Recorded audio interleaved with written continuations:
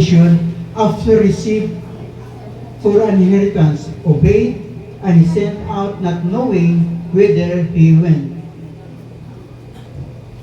So, magapo sa tanong, Lord, salamat kaayo sa inyong pagkamaayo. Salamat, Lord, yung opportunity nga makahimo kami sa pagpaminaw diya sa imong pulong karon. Ayaw tuguti, Lord, nga ang katulugon, ang langyaw na hunahuna Ginoo Dios, moabot nga ni sa mong kinabuhi o God, kapan ang among nga hunahuna karon, Lord, dahil sintro diya sa pagpaminaw diya sa imong pulong Ginoo, aron di masayang, Lord, ang imong giandam para kanang tanang Ginoo. I-bless, Lord, kin mo insight karon bisan pa man ang mga dalunggan Ginoo. I-bless, O God, in Jesus' mighty name. Amen and amen. So, kung imong tanawon sa kinabuhi ni Abraham, when he was called to go out into a place which he should, no, ato makita dinhi nga sa atong pagpangalaga din sa Ginoo, doon natay angayan nga atong biyaan. No, dinhi panahon na doon ay pabiyaan sa Dios ngadto kang Abraham. Nya pagtuon siya sa dapit, nga wa siya negulo sa mao nga dapit igsoon. So sa atong kinabuhi, doon na gyud tay pagabiyaan aron utong niya na mabutas dapit magiandam sa Ginoo sa matag sa kanato. Amen ba? So sa verse 1, now the Lord had said to Abraham, "Get thee out of thy country and from thy kindred and from thy father's house unto a land that I will show you." So sa diyan doon natin giyanig so doon ay promise sa Ginoo sa matag sa kanato. "And I will make of thee a great nation, and I will bless thee, and thou shalt be a blessing."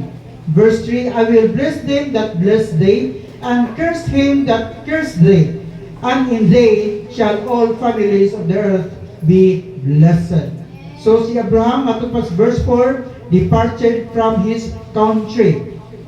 Itawang tanin depart sa atong country. Bahalag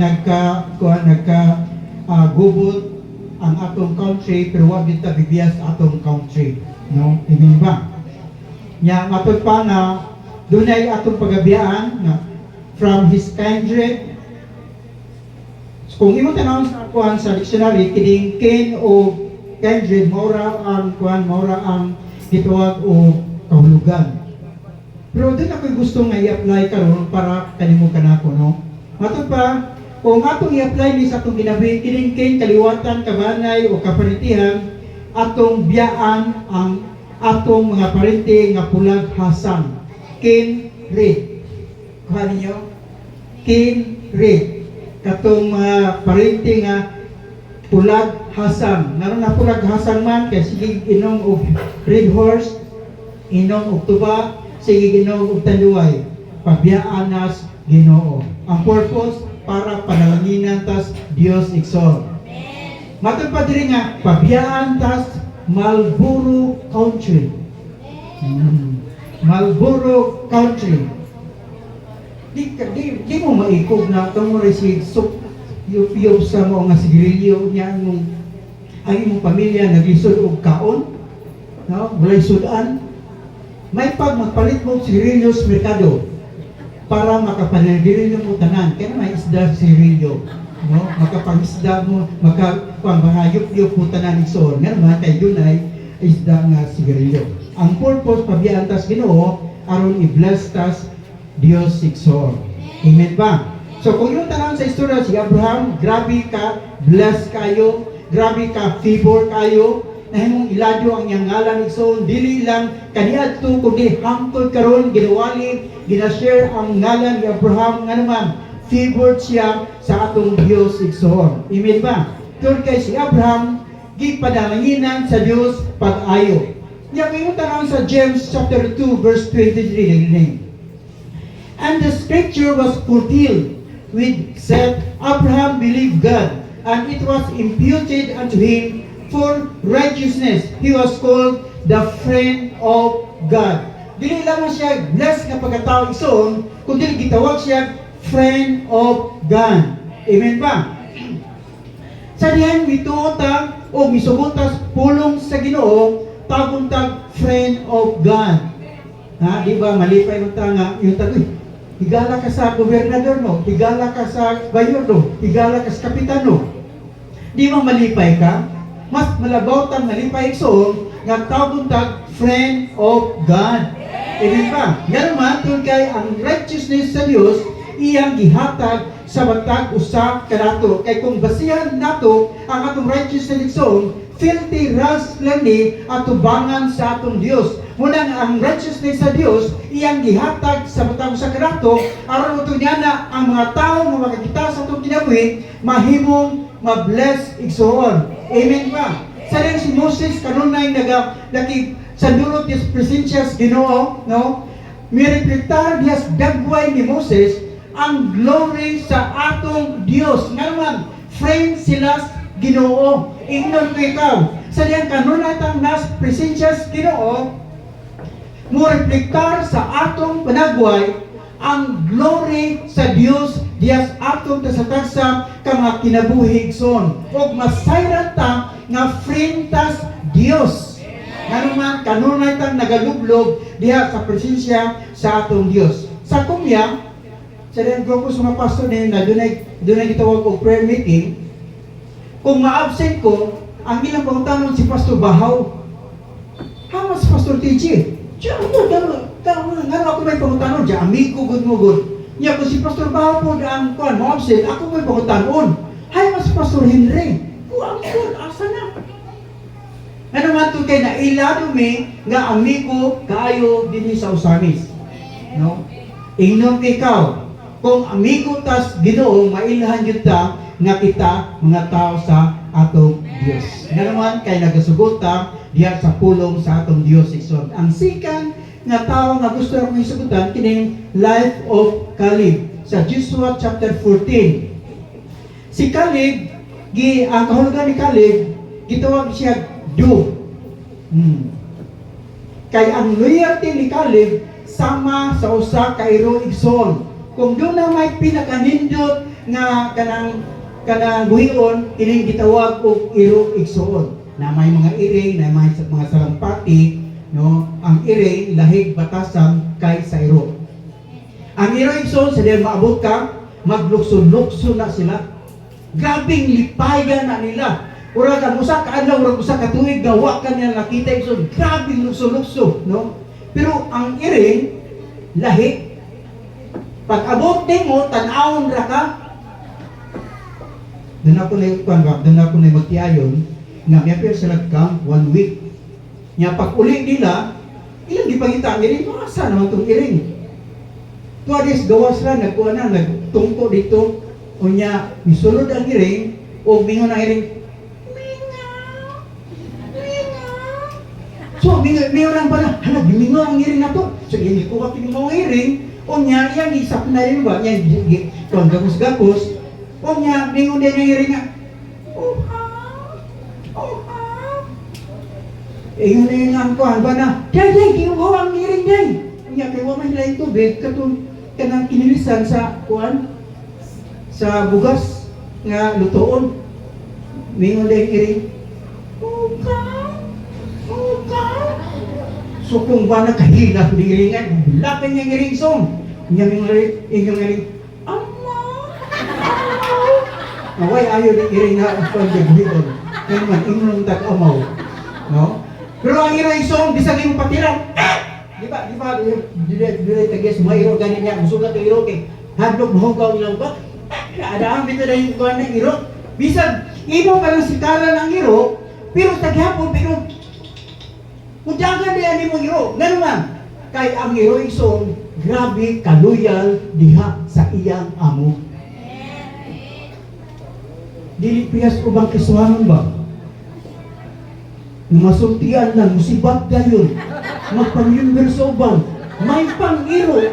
Kay bisag patiran. Di yun, bubiya. Nga naman, grabe kaluyal ang gitawag o iro igsoon. Yung naanak si Caleb. Nabisan naman, doon ay mga tao na may gaydiyan ka na. Doon ay mga tao na gibadlong sa igsoon. Pero sa gihapon, midunot siya dihas Ginoo. Nang nindot kayo, nga makabatong kang espiritu nga sama sa usa ka iro nga loyal bisan pa man dunay panahon nga di nato pakanon. Amen pa mo diha. No? Si Caleb, grabe kayo. Nga tungod siya gibuhat igsoon, doon ay blessing na gihatag sa Dios diha sa iyang kinabuhi. Joshua chapter 14 verse 8. Nevertheless, my brethren, that went up with me made the heart of the people melt, but I wholly followed the Lord. He followed the Lord wholly, dili half-hearted igsoon, pero tibuok niyang kasing-kasing misunod siya nganas Ginoo. Dapat iunaani ang atong pagkamit nganas Ginoo no huli gayod. Tibuok natong kasing-kasing, tibuok natong nona atong ikamit diha sa atong Dios igsoon. Si Caleb no iyang gisunod ang Dios. Wala niya ibaylo igsoon ang iyang commitment sa unsa man nga mabutang nga iyang nakita diya siyang palibot igsoon nga tungod dinhi sa Joshua chapter 14 verse 9. Moses swore on that day saying, surely the land whereon thy feet have trodden shall be thine inheritance. No? So ang blessing na dawat ni Caleb iyang na-inherit igsoon ang gitawag og promised land. Iyang gipili pa gyud katong gitawag og Hebron. Murag mo ni gitrabuhan ni JK, no? Hebron. Usa ni kadapin igsoon nga lisod ang kulon sa usa ka nasod igsoon nga naman tulad kay ang nagpuyo dinhi mga tao nga mga higante, mga parinti ni Goliath, mga igsoon ni Goliath mo'y nagbantay ni mga dapit igsoon. Pero si Caleb siya, ako nang dapita. Kung imong tanawin ito, ang Hebron was built 7 years before Egypt. O niya, kung imong tanawin, advance kayo, kining mga Hebron igsoon kahit sa Egypt niya itong panahon na. Kung magtarong na ita sa itong pagpangalagad ganas Ginoo, dunay ipiyal sa Dios sa atong tasatagsa ka mga kinabuhi. Kung imong tanawin sa Joshua chapter 14 verse 10, doon ang promised land na matod pa na flowing with milk and honey. So kung ika flowing, dili na bumbahan. Kuha ninyo, no? Kung dili na patingahan, siya igutan sa kambunga ito, kung wala kayo kuhan, butalan mo tubig, pagkatihan mo, yung pag-anak mo, huwag mo gahit ito. Kung imo nang mabuyan, maigod yun ang imong naong. Nga bisag, dugay na kas temple priest, makapamalikas niya ka. Sila kagbaigog naong. Pero dili panahon na igsoon, dili sila magbumbang, ano man. Flowing with milk and honey. So grabe kayo igsoon ang blessing sa Ginoo sa diyang maangko nato ang pagsunod sa atong Dios igsoon. Dili lamang flowing with milk and honey, kundi long life. Di ba kung masakit ta, magpa-doktor ta nga naman. Gusto ta long life. Di ba kung magsakit ang atong lawas, ato na ipahilot na naman. Kahit gusto ta long life. Daghan kay tag maintenance, daghan kay tag natambal na itong tumaron, mga vitamina naman, para lang yun malig-on ang atong lawas igsoon. Nga naman, gusto tag long life. Joshua chapter 14 verse 10. Now behold, the Lord hath kept me alive, as He said. This 45 years, even since the Lord speak this word unto Moses. Nya matod pa ni Caleb, karon 85 anyos na ko. So grabe no. Kisa may nagilag 85 anyos. Kinamay pinakatigulang na ko dito.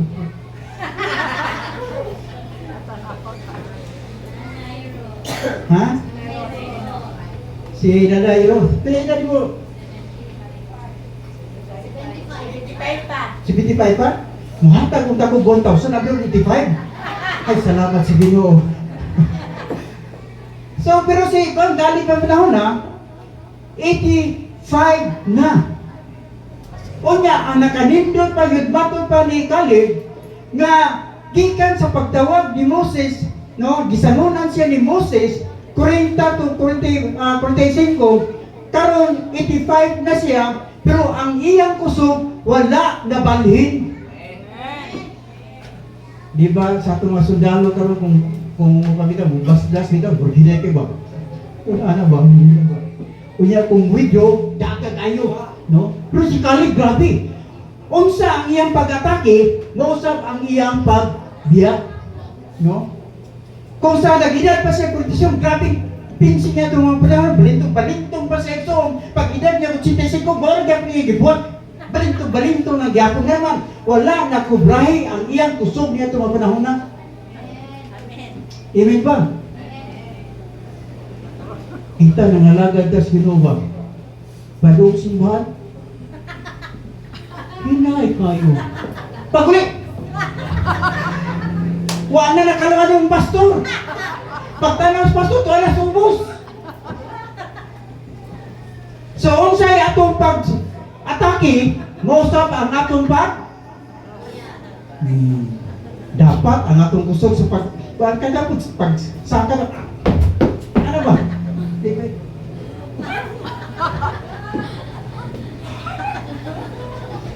Hinay kay musaka.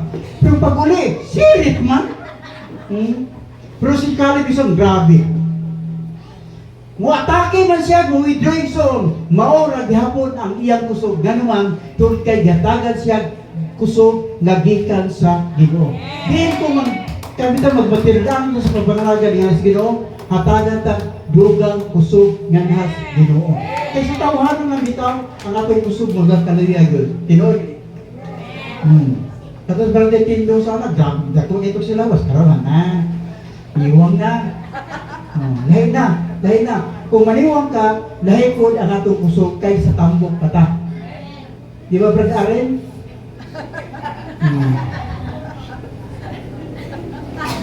Kini makasaling yung kusgal din siya. Pero doon ay panahon nga, maniwang gani siya, lahi na yun ang iyang kusog. Pagsakal mas hagdandaan, wag na. Pero karon okay pa siya musaka naman, doon na pa siya kusog. Pero ang pasalig sa Ginoo, hatagan tanyag dugang kusog igsoon sa atong pagpangalagad nganha sa Ginoo. Amen. So serving the Lord is not in vain. Ang imong pag-anhay karon is not in vain. Ang imong paghatag nga sa Ginoo is not in vain. Ang imong blessing is not in vain in the sight of God. Nga naman kung kaya ang Diyos igsoon, dili siya makaako nga dili niya hatagan o reward kato mga tao nga nagmatiriranon nganha kaniya. Si Caleb igsoon bisan na siya gitawag kalisod, pero sa gyapon iyang commitment wala na balin igsoon, kundi nagapabilin ang iyang commitment nganha sa Ginoo. Nga naman kung kaya si Caleb igsoon wholeheartedly naga-follow nganha sa Ginoo. Last verse is on 1 Corinthians chapter 51 verse 58. Be steadfast and movable always, abounding in the work of the Lord, for as much as we know that thy labor is not in vain in the Lord. Ang iyong paglikod diha is not in vain. Ang iyong pagsaka din ng mga dapat is not in vain. Nga naman kay kana dako kaayong kanang nakita sila dako kayo di atubangan nganha sa Ginoo. Unsa man kagamay ang gibuhat din simbahan, dako kay na nga makita sa Dios diya siyang panaguot, siyang matagsuot. Malinaw kita tanan. Hallelujah.